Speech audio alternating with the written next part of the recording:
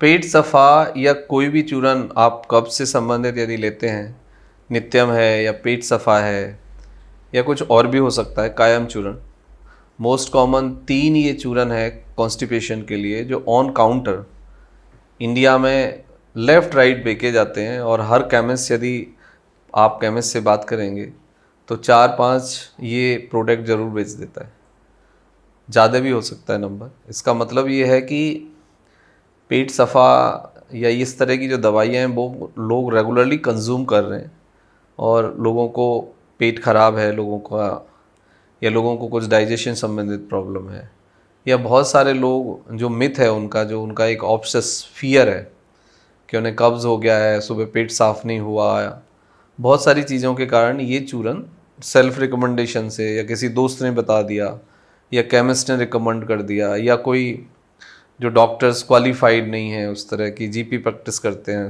मतलब fix dose practice वाले कुछ डॉक्टर हो सकते हैं, तो देखा ये गया है कि लोग इस चूरन को लेना शुरू कर देते हैं। कुछ दिन तक वो चूरन खाते हैं, लेकिन फिर उसकी डोज बढ़ानी पड़ती है। कुछ समय के बाद पता लगता है कि उस चूरन की डोज बढ़ने के बावजूद भी डबल 4 गुना डोज होगी, लेकिन कुछ नहीं हो रहा है। अब इसका साइड इफ़ेक्ट क्या होता है कि लोगों की जो इंटेस्टाइन है वो ड्राई हो जाती है, पहली बात। दूसरी बात ये होती है कि आपके पेट के लेवल पे जो आपके एंजाइम्स हैं, जो आपके मिनरल्स हैं, उसकी डेफिशिएंसी शुरू हो जाती है। क्योंकि जो भी इंसान पेट सफ़ा या इस तरह का कोई चूरन खा रहा है तो उसको 3 से 4 बार मोशन आएंगे थोड़े थोड़े, पेट एक बार में पूरी तरह से साफ़ नहीं होगा। ये सब चूरन लेने के बाद भी पेट का एक बार में ना साफ़ होने का कारण ये है कि जब लोग इस तरह के चूरन का इस्तेमाल शुरू करते हैं तो उनकी अपनी जो डाइटरी हैबिट हैं, जो उनकी एक्सरसाइज है, जो उनकी स्लीप है, जो उनका पॉस्चर है, यानी जो बेसिक कारण हैं कब्ज़ के, उन कारणों पे वो कोई काम नहीं करते। पानी अच्छे से नहीं पिएंगे। तो जब आप एक इमेजिनेट करिए कि आपके सपोज़ कब्ज़ के पीछे 5 रीज़न हैं कॉमन, और यदि वो 5 रीज़न आपके साथ हैं तो क्या कब्ज़ की कोई दवाई आपकी कब्ज़ को ठीक कर पाएगी? क्या आपके डाइजेशन को इम्प्रूव कर पाएगी? क्या आपकी जो भूख है उसको रेगुलेट कर पाएगी? बिल्कुल भी नहीं। और इस तरह के चूरन से कोई फ़ायदा नहीं होता, बल्कि नुकसान इतने ज़्यादा हैं, इतने ज़्यादा साइड इफ़ेक्ट, ख़तरनाक साइड इफ़ेक्ट होते हैं कि आप एक समय के बाद कब्ज़ से नहीं लड़ते, इस चूरन की जो आदत पड़ गई है उससे आपको लड़ना पड़ता है। और वो आदत ऐसी हो जाती है कि यदि वो चूरन लोगे तो कुछ हद तक पेट साफ होगा, यदि नहीं लोगे तो पेट बिल्कुल साफ नहीं होगा। और अब आप ऐसे ऑब्सेस हो जाते हैं, आप ऐसे एक गलत आदत के साथ फंस गए होते हैं कि आपको वो चूरन लेना ही पड़ता है। अब ये चूरन इतने नुकसानदायक हैं क्यों आखिर? सबसे पहला नुकसान ये है कि इसकी आदत पड़ती है और इसकी डोज को लगातार आपको बढ़ाना पड़ता है। तीसरी प्रॉब्लम यह है कि ये सभी चूर्ण एसिडिक हैं, हाईली एसिडिक चूर्ण है। इसका नेचर, यदि आप चूर्ण का पीएच गूगल करेंगे तो आपको ये बहुत एसिडिक मिलेगा। और नेक्स्ट ये है कि इसमें जो मतलब कंटेंट है, जो नमक का फॉर्म है, साल्ट का जो फॉर्म है, वो बहुत ज़्यादा एसिडिक है। उससे आपकी हड्डियाँ कमज़ोर होती हैं, उससे आपकी इंटेस्टाइन कमज़ोर होती है, उससे जो आपके पेट के लेवल पे आपका जीआई फ्लोरा है, जो एंजाइम्स हैं, वो सब डिस्टर्ब होते हैं, वो ड्राई होते हैं। और एक नई रिसर्च आई है कि लगातार यदि आप पेट सफ़ा चूर्ण खाते हैं तो आपका जो सलेवा है, सलेवरी ग्लैंड्स का जो सिक्रीशन है, सलेवा का, लार का जो सिक्रीशन है, उसमें भी प्रॉब्लम्स पैदा होती है। यानी कि आपका चूर्ण उतना ही खतरनाक है जितना कि आप गुटखा खैनी खाते हैं वो खतरनाक है। क्योंकि गुटखा पान मसाले का जो पीएच है और आपके चूर्ण का जो पीएच है, वो दोनों का हाईली एसिडिक पीएच है। हाईली एसिडिक पीएच से आपके शरीर को बहुत बड़े नुकसान होते हैं। अब हम दूसरे नंबर पे आते हैं कि यदि ये चूर्ण ना खाएं तो लोग करें क्या। अब इस चूर्ण खाने से हुआ क्या है? पहले समस्या थी कब्ज़ की, या पेट फूलता था, या गैस की, अफारे की। अब समस्या ये है कि ये चूर्ण छोड़ें कैसे, और ये चूर्ण लें तो इससे कुछ फ़ायदा ही नहीं हो रहा है। अब तो पेट तो साफ होता ही नहीं है।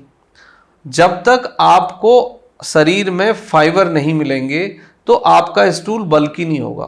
जब तक आपको दरदरा खाना नहीं मिलेगा तब तक आपका स्टूल अच्छे से नहीं बनेगा। फॉर्मेशन ऑफ द स्टूल को जब तक आप ठीक नहीं करेंगे तब तक यही दिक्कत आपको होंगी, और आपको चूरन से जो क्रैम्प्स आते हैं, जो पेट खिंचता है, पेट में दर्द होता है, वो डे बाई डे बढ़ेगा। क्योंकि यदि आप गट का खाना, गट की हेल्थ से पूछें कि गट को क्या चाहिए, तो गट को नॉर्मल पीएच पे फूड चाहिए, और गट को पानी चाहिए, गट को नारियल पानी चाहिए, दही चाहिए, पोहा चाहिए, खिचड़ी चाहिए, दलिया चाहिए गट को, प्लस गट के अंदर जितने भी आप easily digestible soft fibre food gut को यदि ऑफर करेंगे तो आपकी गट कूल रहेगी, कंफर्टेबल रहेगी और बीमार नहीं होगी, और आपको कॉन्स्टिपेशन, गैस जैसी समस्याएं या पेट से रिलेटेड समस्याएं पैदा नहीं होंगी। तो गट को सही खाना दीजिए, right food on the right time. Right food से मतलब है कि आपके फूड में सॉफ्ट फाइबर हो, आपको 25 से 30 ग्राम फाइबर चाहिए, वो आप फूड से ले लीजिए। साग खाइए, शिमला मिर्च खाइए, आप हरी लाल सब्जियां खाइए, आप चौकर खाइए, मल्टीग्रेन दलिया खाइए, मल्टीग्रेन आटा खाइए, मल्टीग्रेन पोहा खाइए, मल्टीग्रेन खिचड़ी खाइए, और मल्टीग्रेन आप डोसा खाइए, और दही खाइए, छाछ खाइए। ये सब आपको मदद करेंगे। सीजनल फ्रूट्स खाइए, सीजनल फ्रूट्स में बेल पत्थर आप शामिल करिए यदि कब्ज रहता है तो, सेब शामिल करिए, पपैया शामिल करिए, और यदि फिर भी आपको कब्ज बनी रहती है तो कब्ज के 3 ट्रेडिशनल इफेक्टिव नेचुरल इलाज मैं आपको आज बताता हूँ, वो फिर आप फॉलो करिए। सुबह खाली पेट पपीता खाइए, उसके बाद आप डे टाइम में फाइबर फूड लीजिए 2 टाइम्स, नाइट में आप त्रिफला लीजिए, त्रिफला 1 चम्मच चूर्ण झंडू कंपनी से ले सकते हैं, या 2 से 3 टैबलेट झंडू कंपनी का गर्म पानी के साथ रात को सोने से 10 मिनट पहले। यदि आपका स्टूल बल्कि नहीं है, स्टूल आपका चिपकता है, स्टूल आपका अच्छे से पास नहीं होता, तो फिर आपको डे टाइम में ईसब घोल खाना चाहिए। 1 से 2 चम्मच गर्म पानी के साथ, आखिर फूड के साथ भी आप ईसब घोल खा सकते हैं। तो इससे आपका फूड बल्कि बनेगा और आपका स्टूल बल्कि होगा, और इजीली आप उसको साफ कर पाएंगे, इजीली वो क्लीन हो जाएगा।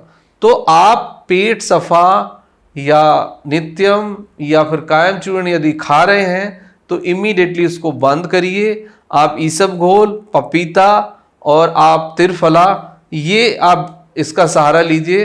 1 से 2 हफ्ते में आपका पेट साफ होने लगेगा, लेकिन आपको 1 से 2 हफ्ते थोड़ी सी तकलीफ होगी, थोड़ी सी परेशानी होगी, उसको आप मैनेज करिए, और धीरे धीरे आप देखेंगे कि नेचुरली आपके पेट सफा होने की प्रक्रिया शुरू हो गई है।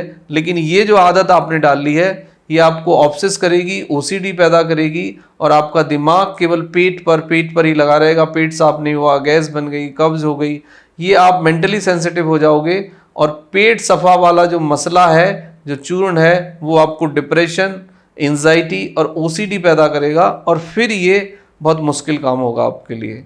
और भी ज़्यादा दिक्कत रहती है लोगों को, तो आफ्टरनून में लोग 10 ml मिल्क प्लस 10 ml अरंडी का तेल, उसको पकाइए, बॉइल्ड करिए, और उसको ठंडा करके कंज्यूम कर लीजिए।